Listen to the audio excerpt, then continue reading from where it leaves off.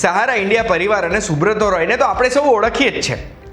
આ સહારા ઇન્ડિયા પરિવારમાં ઘણા બધા ઓળખીતાઓ હોય કે આપણે સૌએ પણ ઘણા બધા પૈસા ડિપોઝિટ કર્યા હતા, ઇન્વેસ્ટ કર્યા હતા સારા રિટર્ન્સ માટે, પણ રિટર્ન તો મળ્યા નહીં, આપણા પૈસા ઉપરથી ફસાઈ ગયા. અને એટલે જ 29મી માર્ચ 2023ના દિવસે સુપ્રીમ કોર્ટે એક એવું જજમેન્ટ આપ્યું કે સેબીના સહારા રિફંડ એકાઉન્ટમાં જે 24,000 કરોડ રૂપિયા અત્યારે પડ્યા છે ને, એમાંથી 5,000 crore central registrar of cooperative સોસાયટીઝને ટ્રાન્સફર કરી દો.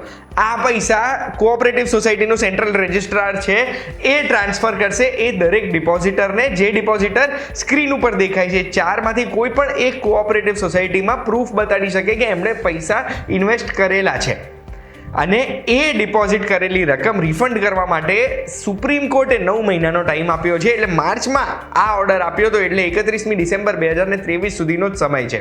તો જો તમે જાણવા માંગતા હોય કે સહારામાં પૈસા ભરેલા આપણે રિફંડ કઈ રીતે મેળવી શકીએ, તો એના માટે ધ્યાનથી સાંભળજો. હું તમને એક વાત કહું.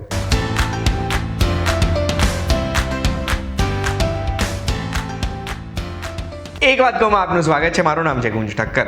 મિનિસ્ટ્રી ઓફ કોઓપરેશન આ એક નવી મિનિસ્ટ્રી છે, જે મિનિસ્ટ્રીનું કામ છે બધી અલગ અલગ મિનિસ્ટ્રી જોડે એક સાથે મળીને કામ કરાવવું. આ મિનિસ્ટ્રીની શરૂઆત આપણા દેશમાં થઈ હતી જુલાઈ 2021માં જ, જેના પહેલા મિનિસ્ટર અમિત શાહ છે.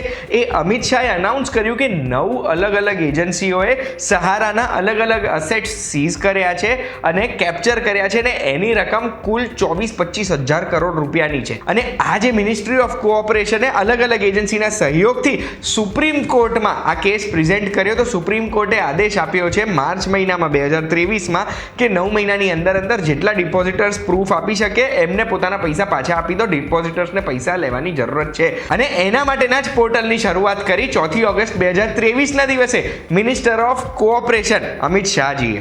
હવે આ જે પોર્ટલની શરૂઆત થઈ ને, એટલે યુટ્યુબમાં એક વાત કહુંમાં પણ મને ઘણી બધી કમેન્ટ્સ આવી, અને એટલે જ આજના વિડીયોમાં હું તમને કહેવાનો છું કે કઈ રીતે આ સહારાનું પોર્ટલ યુઝ કરીને મિનિસ્ટ્રી ઓફ કોઓપરેશનની હેલ્પથી આપણે સહારામાં ઇન્વેસ્ટ કરેલા પૈસા રિફંડ મેળવી શકીએ.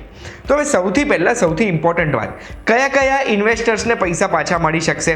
તો સ્ક્રીન ઉપર દેખાય છે એ 4 કોઓપરેટિવ સોસાયટીઝ, એટલે Humara India credit cooperative society limited, Sahara credit cooperative society limited, Sahara Aryan universal multipurpose society limited અને stars multipurpose cooperative society limited.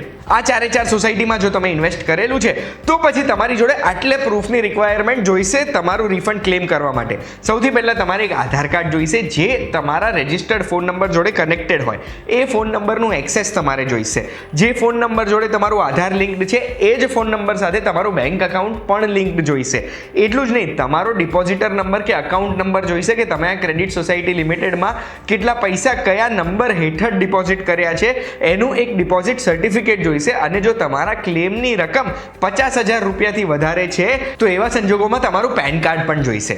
હવે એટલું યાદ રાખવાનું છે કે એક વખત આપણે આમાં ક્લેમ રેઝ કરીએ છીએ, ઓનલાઈન માધ્યમથી જ કરવાનો છે, ઓફલાઈન નહીં કરી શકીએ, પણ ક્લેમ રેઝ કરીએ છીએ પછી એને આપણે ચેન્જ નહીં કરી શકીએ. અગર મલ્ટિપલ અલગ અલગ કોઓપરેટિવ સોસાયટીઝમાં આપણે પૈસા ડિપોઝિટ કર્યા છે તો દરેક વસ્તુને ટોટલ કરીને આપણે દરેક પ્રૂફ અપલોડ એક જ ક્લેમમાં કરવાનું રહેશે. અલગ અલગ ક્લેમ નહીં કરી શકીએ, અને એક વખત ક્લેમ કરી દેશો ને તો ચેન્જ નહીં કરી શકો. એ તમારે યાદ રાખવાનું. એક વખત તમે ક્લેમની પ્રોસેસ કરી દેશો પછી 30 દિવસમાં એ ક્લેમ પ્રોસેસ થઈ જશે. એના 15 દિવસમાં એક્સેપ્ટેડ કે રિજેક્ટનું તમને ખબર પડી જશે, અને જે રકમનો તમે ક્લેમ કર્યો છે એ તમારા ખાતામાં આવી પણ જશે. બસ, હવે મેં તમને બધી માહિતી આપી દીધી. હવે સરસ સિમ્પલ રસ્તામાં હું તમને કહી દઉં છું કે ઘરે બેઠા ઓનલાઈન તમારા ફોનથી તમે કઈ રીતે ક્લેમ કરી શકશો. એમ તો આ વેબસાઇટ સ્ક્રીન ઉપર તમને દેખાય છે, યાદ રાખવા માટે સ્ક્રીનશોટ લઈને તમે યાદ રાખી શકશો, પણ હું તમને સિમ્પલ રસ્તામાં પણ યાદ કરાવી દઉં છું. MOC એટલે મિનિસ્ટ્રી ઓફ કોઓપરેશન, એનો રિફંડની વેબસાઇટ છે, એટલે mocrefund.crcs એટલે સેન્ટ્રલ રજિસ્ટ્રાર ઓફ કોઓપરેટિવ સોસાયટીઝ.gov.in. આ રીતે તમે યાદ રાખી શકશો. આ વેબસાઇટ ઉપર તમે જશો એટલે તમને આવો હોમ પેજ દેખાશે. અહીંયા સૌથી પહેલા તમારે એક અકાઉન્ટ બનાવવાનું છે. આમાં એટલે ડિપોઝિટર્સ રજિસ્ટ્રેશન ઉપર તમારે ક્લિક કરવાનું રહેશે. અહીંયા તમારા આધારના છેલ્લા 4 આંકડા માંગશે અને તમારો ફોન નંબર માંગશે જે આધાર જોડે રજિસ્ટર્ડ છે. એ ફોન નંબર એન્ટર કરશો એટલે OTP એન્ટર કરવાનો આવશે. એન્ટર કરશો એટલે તમારું અકાઉન્ટ બની ગયું. પછી પાછું હોમ પેજ પર ઉપર જઈને તમારે લોગિન કરવાનું છે. લોગિન કરશો એટલે ફરીથી આધાર એન્ટર કરવાનો આવશે, ફોન નંબર એન્ટર કરવાનો આવશે, ઓટીપી એન્ટર કરવાનો આવશે. એ કરીને તમે આગળ વધશો એટલે તમને એક આવી સ્ક્રીન દેખાશે જ્યાં આગળ તમારે અપ્રુવલ આપવાનું છે, કન્સેન્ટ આપવાનું છે તમારું કે મારા આધારની ડિટેલ્સ ફેચ કરવા માટે હું આ વેબસાઇટને પરમિશન આપું છું. એ ટિક માર્ક મારીને તમે આગળ જશો એટલે ચોથો સ્ટેપ છે કે તમારે તમારા આધારની ડિટેલ્સ, તમારી personal detail, bank account number ને એ બધી ડિટેલ તમારે વેરીફાઈ કરવાની છે. એ વેરીફાઈ કરી દીધી એના પછી તમે આગળ જશો એટલે અહીંયા તમારે ક્લેમ રેઝ કરવાનો છે. જેટલા સર્ટિફિકેટ છે એના ફોટા અપલોડ કરો, તમારો account number, depositor number, certificate number, જેટલી પણ ડિટેલ તમે એન્ટર કરી શકતા હોય તમારા ક્લેમ રેઝ કરવા માટે બધી ડિટેલ અહીંયા એન્ટર કરી દેજો. જે બેંક એકાઉન્ટ આપણે આગળ કન્ફર્મ કર્યું હતું એ બેંક એકાઉન્ટમાં આ ક્લેમ પાસ થઈ જશે તો રકમ આવશે. એના પછી તમે નેક્સ્ટ કરશો ને તો અહીંયા સૌથી ઇમ્પોર્ટન્ટ સ્ટેપ છે. અહીંયા તમારું ક્લેમ ફોર્મ ઓટોમેટિકલી ભરાઈને આવી જશે. એની તમારે પ્રિન્ટઆઉટ લેવાની છે. પ્રિન્ટઆઉટ કરીને તમારો એક પાસપોર્ટ સાઇઝનો ફોટો લગાવવાનો છે, સાઇન કરવાની છે. એ સાઇન કરીને ફરીથી તમારે આ ક્લેમ ફોર્મને અપલોડ કરવાનો છે આ જ વેબસાઇટ ઉપર.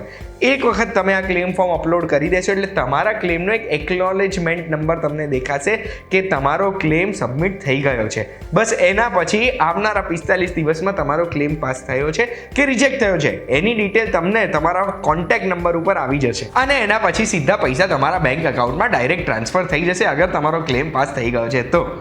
આશા રાખું છું આ વિડીયોની માહિતી એ દરેક વ્યક્તિને કામમાં લાગશે જેમના પૈસા સહારામાં વર્ષોથી અટવાયેલા છે. આપણા દેશમાં કુલ 10 કરોડ લોકોએ પૈસા રોક્યા હતા સહારામાં. એમાંથી 10-10 હજાર કરીને બી શરૂઆત થાય છે પૈસા આવવાની, તો પણ એ બહુ જ સારી વસ્તુ છે. આ વિડીયોની માહિતી તમને ગમી હોય, કંઈક નવું જાણવા મળ્યું હોય તો બસ આવી જ માહિતી માટે એક વાત કહું, જોતા રહેજો, આપણે ફરી મળીશું.